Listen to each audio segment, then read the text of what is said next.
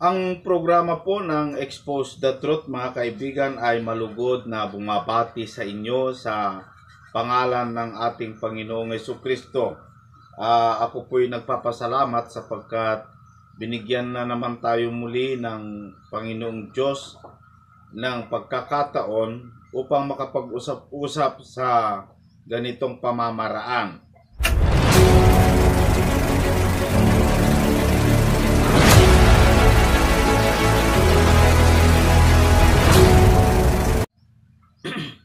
Unang-una, nagpapasalamat po ako sa lahat ng mga nakasubaybay, nakaantabay at tumutulong sa atin dito sa ating programa. Sila kapatid na Milo, kapatid na Jenner, kapatid na Robert, kapatid na Faith, at yung mga iba pa. Hindi ko kayo mapangalanan lahat, mga kaibigan. Maraming salamat po sa inyong lahat, kapatid na Carlo, at kung sino pa man ang ating mga tumutulong sa atin. At sana po huwag kayong magsawang makipagtuligsa sa katotohanan. Ang Diyos po ang magbigay sa atin ng tulong para mapaliwanagan po natin ang mga taong bayan, ang mga nagsusuri tungkol po sa katotohanan. Maraming salamat po sa inyong lahat. Marami po akong natutunan sa inyo. Ganun din sa mga kapatid natin na katunggali o tumututol sa ating mga video, sapagkat sila po ang nagiging challenge natin. Si kapatid na Miguelito, kayo po kasi ang naging challenge ko para hanapin ko pa ang mas lalong malalim na katotohanan. Maraming salamat po sa inyong lahat.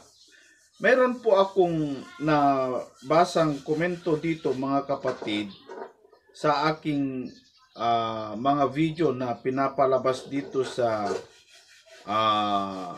mga video na aking pinalabas.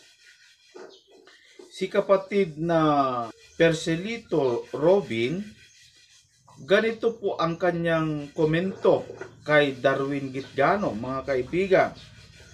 Si Father Darwin ay napakasinungaling dahil hindi naman si Kristo ang gumamit ng cross, kundi si Kristo ang ginamitan ng cross. Sino ang gumamit ng cross para ipako si Kristo? Isipin po nating mabuti. Si Kristo ba? Masasagot ninyo yan kung iyong nauunawaan. Gayon din naman, malalaman ninyo na itong paring ito ay isa sa bulaang mangangaral sa panahong ito. Yun po ang kanyang komento, mga kaibigan. Naalala ko po, mga kapatid, na si Darwin Gitgano ay mayroon po kasi siyang sinabi doon sa aking video na pinalabas, yung nag-viral po na aking video na ang title ay "Kanino talaga ang tatak na krus ayon kay Brother Eli?" So meron pong sinabi ni Darwin Gitgano doon na si Kristo daw ay nagpo-promote ng krus at ang Diyos ay gumamit ng krus para si Kristo ay mamatay. Ganun po kasi yung konteksto ng kanyang sinabi, mga kaibigan. Ito po ang kanyang sinabi ni kapatid na Darwin Gitgano. Pero mas sinabi si Kristo, mag-antanda kayo ng Santa Cruz. O kaya ang mga apostol. Wala ho sa Biblia yan. Ginagarantihan ko sa inyo. Kung meron kayong masusundong isang pare na pwedeng patunayan niya kahit anong oras ho. Kahit hating gabi, madaling araw, tawagin niyo ako, haharapin ko. Una, totoo ba ang sinabi niya na hindi nag-promote si Kristo ng sign of the cross? Hindi po yan totoo. Ano po bang ginamit ni Kristo? Ang cross. Kung si Kristo gumamit ng cross, bakit hindi tayo gumamit nito? Kung ang Diyos na mismo ang gumamit ng cross, sino ba tayo na hindi gagamit ng cross upang maipakita ang kanyang pag-ibig sa atin? Ginamit niya ang cross. So, yun po, mga kapatid, ang kanyang sinabi na si Kristo daw, ang Diyos, ay nag-promote ng krus. Ipino-promote na daw yung krus. mga kapatid. Meron pong sinasabi sa Biblia na krus ng Panginoong Hesukristo.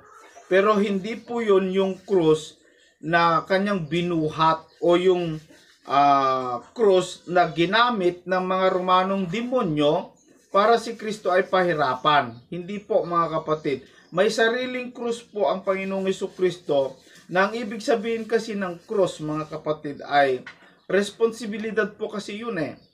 Si Kristo nung bumaba dito sa lupa, inutusan ng kanyang ama para iligtas ang sanglibutan, bawiin ang kasalanan o bayaran ng kasalanan ng tao mula kila Adan at saka si Eva.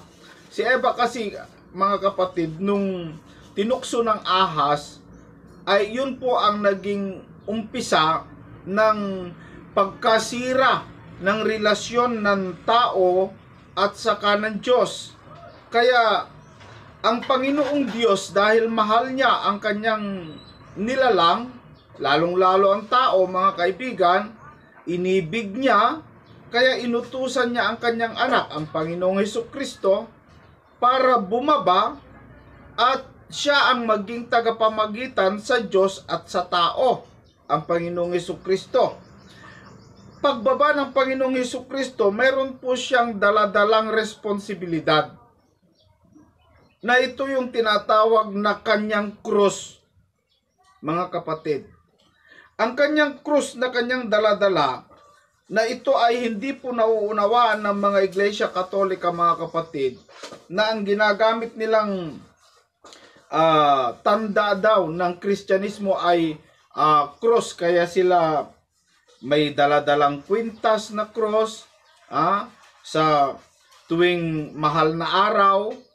Yung mga tao, yung mga miyembro ng Iglesia Katolika ay magbuhat-buhat sila ng krus, magpapako sila, mga kaibigan. Yan ay isang teaching ng Iglesia Katolika na napakalayo, hindi po totoo, no? Hindi naman natin dapat gawin, literal yon, mga kaibigan at mga kababayan. Pero may sariling krus ang Panginoong Hesukristo na yun po yung responsibilidad. Yun po yung responsibilidad na para iligtas ang tao. Yun po kasi ang krus niya eh. Yung buhat-buhat niyang krus, yung kaligtasan, yung ebanghelyo. Dito po sa 1 Corinthians chapter 1, sa verse 17, na ito yung ginagamit ng mga Katoliko na hindi daw natin nauunawaan. Pero sa palagay ko, mga kapatid, sila ang hindi nakakaunawa sapagkat gumagamit sila ng literal na cross na para bagang dapat gawin din natin yung pagpapako. No? Sapagkat hindi ako sinugo ni Kristo, sabi ni Pablo, upang bumautismo, kundi upang mangaral ng ebanghelyo, hindi sa karunungan ng mga salita, baka mawala ng kabuluhan. Ang krus ni Kristo. Ano yung krus ni Kristo? Sapagkat ang salitang krus, yung word na krus, ay kamangmangan sa kanila na nangapapahamak. Yung salitang krus, yung word na krus, naging kamangmangan sa mga hintil o sa mga taong hindi nakakaunawa. Sapagkat nakabasa lang sila ng krus, aba yun, ginawa na nilang literal. Nagbuhat na sila ng krus, gumamit na sila ng krus, tapos pag may sakit, yan, pinapakita yung krus. Pag mayroon daw inalian ng demonyo, in Jesus name, cross, sige. Yan kasi ang ginagawa ng mga Iglesia Katolika, mga kapatid, gumagamit sila ng krus, no? Yung kwintas na krus. Pero sabi ni Pablo, sapagkat ang salita ng krus, no, ay kamangmangan sa kanila na nangapapahamak. Ngunit ito'y kapangyarihan ng Diyos sa atin na nangaliligtas. So yung krus na salita, yung dala ni Kristo na krus mula sa langit, galing sa langit, mga kaibigan, bumaba, dala-dala niya yung krus. Ano yung salita na krus na yon? Na yon ang kapangyarihan ng Diyos na ikaliligtas ng tao. Si Pablo ang nagsalita dyan, mga kaibigan. So, tanungin natin si Pablo, ano ba yung krus na dinala ni Kristo? Na yun po ang kapangyarihan ng Diyos na ikaliligtas ng tao. Dito po sa Roma chapter 1 verse 16, sapagkat hindi ko ikinahihiya ang ebanghelyo, sapagkat siyang kapangyarihan ng Diyos sa ikaliligtas ng bawat sumasampalataya, unay sa Hudyo at gayon din sa mga Griego. Napakaliwanag, mga kaibigan, na ang buhat-buhat, dala-dala ni Kristo na krus mula sa Ama ay ang ebanghelyo. Yun po yung kanyang krus, yun po yung kanyang responsibilidad.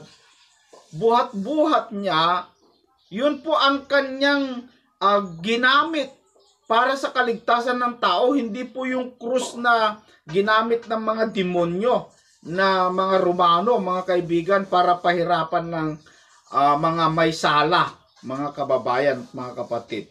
At naaalala ko po yung ang mga pari, mga kapatid, tulad ni Darwin Gitgano, si Wendell Talibong, sila Jando, yung mga taga Punto por Punto, mga kaibigan, mayroon po silang ginaganap na exorcist healing o healing seminar. Gumagawa daw sila ng healing seminar, no? Alam nyo, mga kababayan, mga kapatid, ang Panginoong Hesukristo sa Biblia, mga kapatid, yung healing na yan, yung instant healing na sinasabi nila Darwin Gitgano, na mag-exorcist healing sila, and then yung may sakit, nagagamot daw, gumagawa daw ng himala. Mga kapatid at mga kababayan, ang healing po, yung instant healing, tulad yung ginagawa nila Carillo, yung mga ibang born again na pumunta sila sa may sakit, and then sabi nila doon sa pilay o yung pipi o yung may sakit, high blood o ano pa man, and then sa pangalan ni Jesus, lumayas ka, ginagamitan nila ng ganun at nagagamot daw. Mga kapatid, sa Biblia po, mayroon pong tinuturo na yung mga ganung estilo ay hindi na po pinapayagan ng Biblia. Totoo, mga kaibigan, may ginagawang mga kababalaghan, milagro ng mga apostol nung panahon nila. Nagpapagaling sila ng may sakit, nagpapagaling sila ng nagpapabuhay sila ng mga patay, mga kaibigan. Pero yun po ay pinapatigil na po yan ni Pablo. Kaya sa mga huling sandali ng araw ng mga apostol, ay hindi na po nila ginagawa yon. Kasi pinapatigil na po yon. Hindi na po yan gawain ngayon sa mga huling araw, mga kaibigan. Lalong-lalo na sa ating panahon. Bakit po, mga kapatid? Kasi dito po sa Mateo chapter 24, ito po ang tandaan ninyo, mga kababayan at mga kapatid. Ang isa sa mga palatandaan na ang Antikristo, makikita mo kung sino. Dito po sa Mateo chapter 24, sa verse 5, napakaliwanag. Sapagkat marami ang magsisiparito sa aking pangalan, na mga nagsasabi, ako ang Kristo, at ililigaw ang marami. Sa huling araw, sa panahon natin, mga kapatid, marami daw, sabi ng Panginoong Hesukristo sa kanyang sinabi, nalilitaw na maging bula ang Kristo at bula ang propeta, mangangaral, at ililigaw nila ang marami. Anong klaseng panliligaw ang kanilang gamitin, mga kaibigan? Tatalon po tayo dito po sa verse 10. No? Ililigaw nila ang marami. Sino magliligaw? Itong mga bulaang propeta, itong bulaang mga mangangaral, bulaang Kristo. Ano ang gamitin nila para ang mga maraming tao ay maligaw? At kung magkagayoy, maraming mga titisod at mangagkakanuluhan ang isa't isa at mangagkakapuotan ang isa't isa at magsisibangon ang maraming bulaang propeta at kanilang ililigaw ang marami. At dahil sa pagsagana ng katampalasanan, ang pag-ibig ng marami ay lalamig. Datapwat, ang magtitiis hanggang sa wakas ay siyang maliligtas. Maraming darating sa huling panahon at ngayon na yan, mga kaibigan, na maraming lilitaw ng mga bulaang propeta, bulaang Kristo, at ililigaw ang marami. Kaya magkakaroon ng pag-away-away, pagdidebate, mga kaibigan, kasi magpilitan ng bawat isa, magkatwiranan ng bawat isa. Yung iba, sabi nila, meron pa yung instant healing. Ginagawa yan ng Panginoong Jesucristo. Inutos yan. Yung iba naman, hindi, ganito, ganito. Pero, alam nyo mga kapatid, sa Biblia po, dahil lumaganap ang pag-away-away, pagkabahabahagi, dahil sa salita ng Diyos, ang gagamitin kasi ni Satanas na paraan para ang mga tao ay mailigaw, mga kaibigan, at marami ang mailigaw dahil sa mga gawain ni Satanas sa huling araw, na ito'y hindi po mapapansin ng mga tao, lalong-lalo yung mga hindi nagbabasa ng Biblia. Ang gagamitin ni Satanas para mailigaw ang marami sa Revelation chapter 13, at siya'y gumagawa ng mga dakilang tanda na anupat nakapagpapababa ng kahit apoy mula sa langit hanggang sa lupa sa paningin ng mga tao. At nadadaya niya ang mga nananahan sa lupa dahil sa mga tanda na sa kanya'y ipinagkaloob na magawa sa paningin ng hayop na nagsasabi ng mga nananahan sa lupa na dapat silang gumawa ng isang larawan ng hayop na mayroon ng sugat, ng tabak at na buhay. Ang isa sa mga gagamitin ni Satanas na paraan ay gagawa ng mga dakilang tanda, mag-instant healing, magbuhay sa mga patay, no? Mga tanda, dakilang tanda, kahit apoy, pababain mula sa langit para malinlang ang mga tao at sabihin nila, ito na nga ang totoo, ito ang tunay na relihiyon.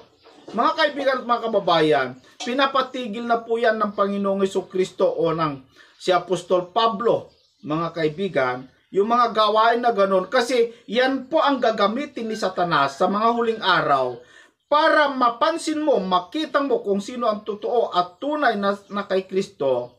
Hindi na po gumagawa ng mga ganung bagay, wala na po yon. Kasi yan ang gagamitin ni Satanas. Kasi kung gamitin pa ng Diyos ang mga ganung bagay, mga kapatid, lalo na malito ang tao at hindi na nila malaman ang katotohanan. Kaya ang Apostol Pablo, sabi niya, tigilan nyo na yan, yung mga ganung estilo. Sapagkat alam ng Diyos na sa huling araw, gagamitin ni Satanas, panlinlang yan. So, yung ginagawa ni Darwin Gitgano, mga kaibigan, yung mga exorcist na yan, instant healing na yan, was na yan sa Biblia, mga kapatid. Sa Hebreo chapter 6, sa verse 1 hanggang verse 2, mga kababayan, ay pinapatigil na po yan ni Apostol Pablo sa mga Kristiyano. Kaya tayo tumigil na ng pagsasalita ng mga unang simulaing aral ni Kristo, yung mga turo, yung mga ginagawa niya, no? At tayo yung mga patuloy sa kasakdalan na huwag nating ilagay na muli ang kinasasaligan ng pagsisisi sa mga patay na gawa at ng pananampalataya sa Diyos. Ano yung mga aral na simulain ni Kristo? Ng aral na tungkol sa mga paglilinis at ng pagpapatong ng mga kamay at ng pagkabuhay na maguli ng mga patay at ng paghuhukom na walang hanggan.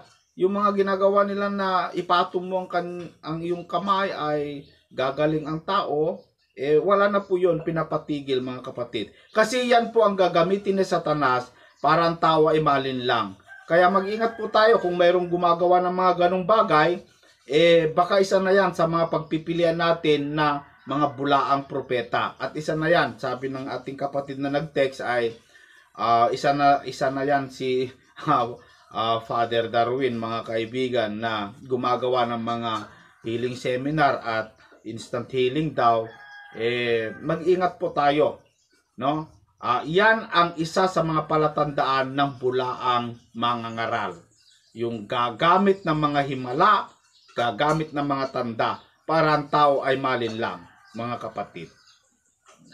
Si Pablo nga ay merong naganap doon po sa, hindi na po niya ipinagdasal yung isang kapatid, mga kaibigan, na may sakit dahil siya mismo ang nagsabi na itigil na yan, ano? At tulad yung kanyang kasama, dito sa ikalawang Timoteo chapter 4 verse 20, si Eresto ay natira sa Corinto. Datapwat si Trofimo ay iniwan kong may sakit sa Mileto. Hindi na niya pinagdasal, mga kaibigan, no?